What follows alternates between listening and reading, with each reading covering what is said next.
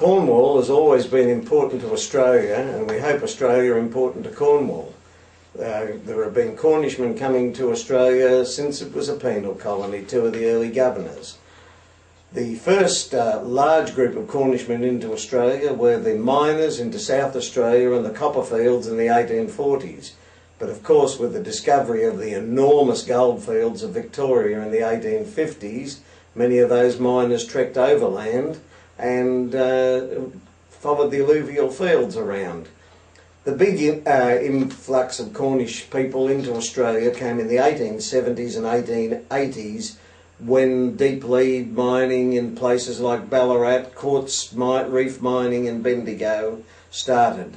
It is said that by far the largest majority of miners on the Bendigo field, and over 200 of the mining managers, were Cornishmen.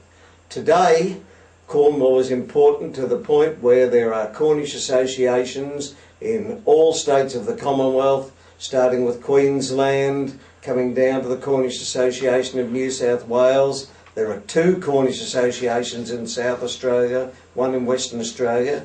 The Cornish Association of Victoria has branches at Ballarat and Geelong, and Bendigo has a Cornish association in its own right, and recently there was one formed on the border between Victoria and South Australia called the Cornish Borderers.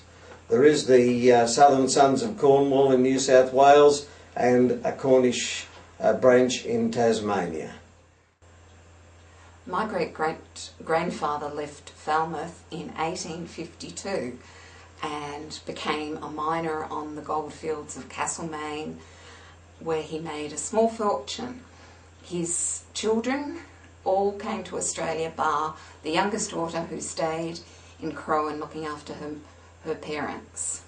One of the children, the one that I descend from, Peter Moyle, made water races where the water was taken from the top of the hill, from the bottom of the hill to the top of the hill for the miners.